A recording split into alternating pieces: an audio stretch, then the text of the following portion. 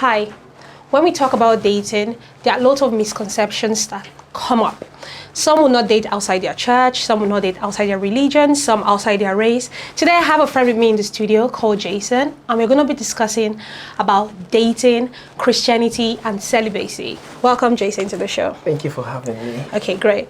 So you're my friend, right? And that's why I called you to talk about this. Okay. A lot of people especially now, I've heard things about people talking about, oh, I can't date someone outside my church, and I'm dating someone in my church, you have to be celibate and all of that. Okay. I am not a heavy churchgoer, but I know you go to church religiously, which is why I called you. So I want us to share more light. So tell us about dating outside your church. Do you think you can date someone outside your church? Yes, I can date someone outside my church, but I can't date someone who is not a Christian, who is actually born again. This is because... Oh, the person has to be born again. The person has to be born again. Okay. Because that's what I believe in. Okay. And it makes our relationship easier if you're dating someone outside your church, or say a religion that yours doesn't have like common grounds with. It's difficult to relate to the person because maybe something might be going wrong, and when you try to share it with the person doesn't understand it in that light. So first of all, communication suffers. Do you understand? And why it's important to date someone in your church, someone that hears the word of God the way you do, is because when you have issues, you can always have common grounds, and you could easily look up to one person to give you advice when the both of you are losing it. Do you get? So yeah. So have you dated someone in your church? Yes, I have. Okay, but you know that might not be a fact, but with what we've seen, you necessarily don't have a happy relationship dating someone from your church or your tribe. Okay, yeah, that's true. Okay. But then having a happy relationship is not even about the person going to your church or being from your tribe. It's about you people understanding yourselves and reaching compromises when necessary and respecting each other to get. So that's some of the ingredients to a happy relationship. So you can date someone from your church and you have issues with them, but that is not even a church. Some people are in church, and like my pastor says, the church is like a hospital. Good. So you can come to church and you meet a sick person, somebody who their character is still undergoing transformation. So it depends on the phase at which you meet the person. So it's not guaranteed that once I date someone from my church, it's a happy relationship. No, there are issues that come outside all of that. Okay, cool. Yeah. So let's talk about the celibacy thing, yeah? Okay. It's a notion, it's a thing that as a Christian, you're dating someone, you're supposed to be celibate till you get married. Yeah. Now, we know that not a lot of people follow this. It's in the Bible. We should. So how do you think, or because I'm asking you because you've dated someone before. I don't want to go to direct to say, you tell me about your personal life.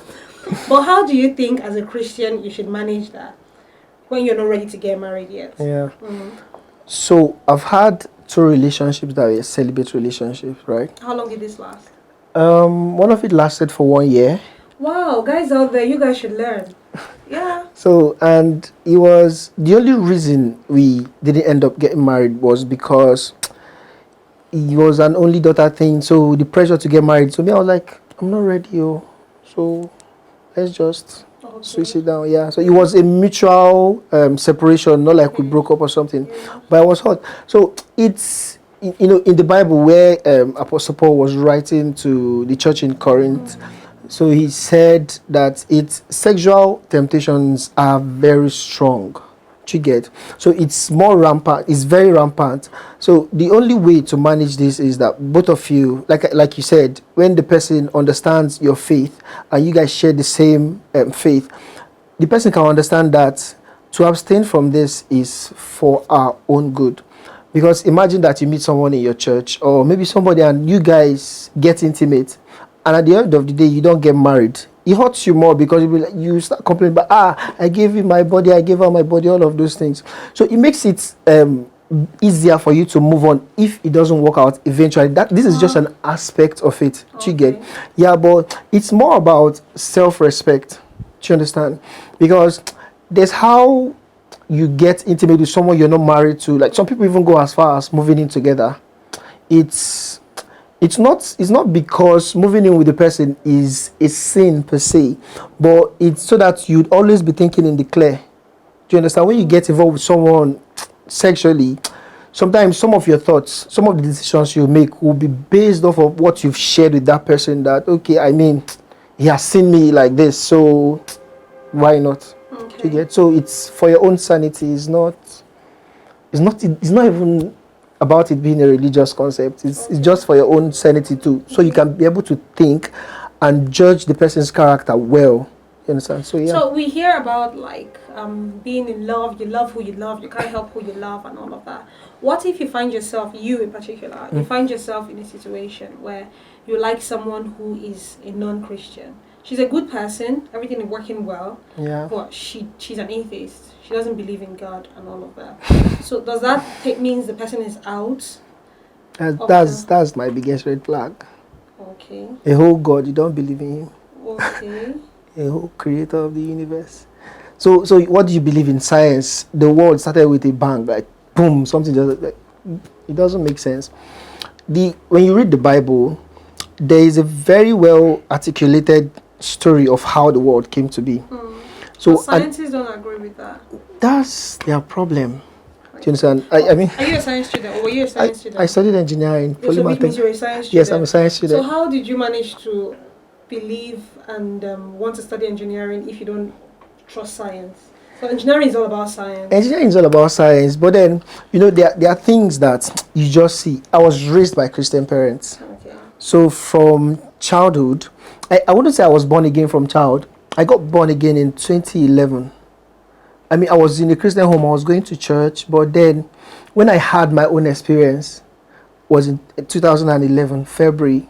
I was in the boarding house. Nobody was preaching to me. I was alone in the room, and there was a scripture I read that period when how I studied the Bible is, Father, show me where to read it. I just opened any random place. So I read something, and in that evening, I was ironing my clothes, and it was ringing in my head. All of a sudden, I started desiring to know that thing that my father is always shouting about. That. And I started crying. A few minutes later, I just got up, and that was it. I felt so at peace. So it's about the experience I have. But after then, did you ever get into any sexual relations with any of your girlfriends? I wasn't dating then. I wasn't dating then. Oh, you don't want to? No. I had a secondary school. After secondary school. Yeah, that's what I'm saying. You've passed university, done NYSC and everything. So you probably had one or two girlfriends. Yes, I had. So what happened? What happened was that the first girlfriend I had was from my SS2. Wow. Yes. A bad boy. He's not being a bad boy. But secondary school crush now, and we're not even in the same school. Okay. I was in a boy, she was schooling in Enugu. We never even hugged until when she was relocating to the Philippines. Okay. Yeah, and it was at her family house, everybody was there. Yeah. So there was no shady business. That's one. So I want to know about the shady business part. So the shady business part was actually before then. Before I got, yes, Huh? Okay. How old were you in SS2, please? Let's not go into those details. But it was before then. But yeah, I mean, I've had my fair share of frivolities, but okay. This is me now. Okay. Well, I think we should just leave it there. So before I asked you a question about when you were 20, things you should know. You're not 20 now. So what would you say you've learned so far? Apart from being a Christian, being born again, what other things would you say you've learned so far, coming from 20 up to whatever age you are now, that you think everyone should know? Okay, so what I've learned so far is, like I said earlier on, communication and building solid relationships. Okay. Like where I am today, I learned how to make friends, how to service friendships, and how to actually should I say, harvest from them. Do you think there's any such thing as real friends? Because we hear so many things like, there are no real friends. So everybody know they watch your back. So kind of thing. So I have friends that actually watch my back. Okay. Yeah, I have friends like that. People that if I'm in trouble now, I can call them and they'll show up. Really? Are they guys or girls? They are guys and girls. Wow. They are, so it's How long have they been? How long have you guys known each other?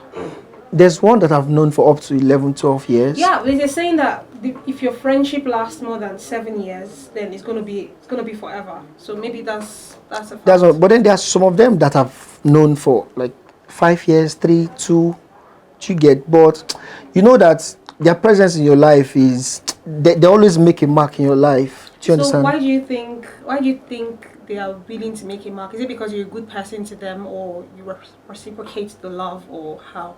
People can't just make sacrifices for you. You're not that sweet. You say, Yes. Chimo. Okay, well.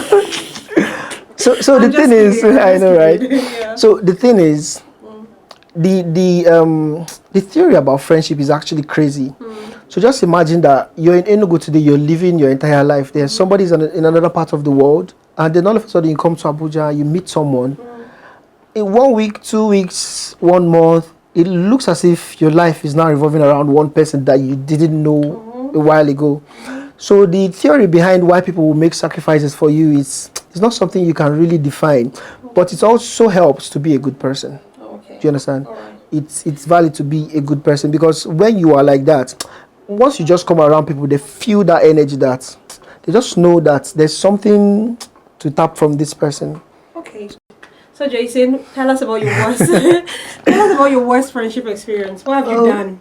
I did something very terrible. Okay. So but I would take responsibility for it, right? So I had this friend, and we did a business. I was supposed to make clothes for the person, and I did actually, but then it got to a stage where you weave the clothes, and when I took it to the place, they didn't work on it, and eventually the next time I went to pick it, like a week later, the man was like, their shop was boggled and stuff were taken, and the clothes was among it.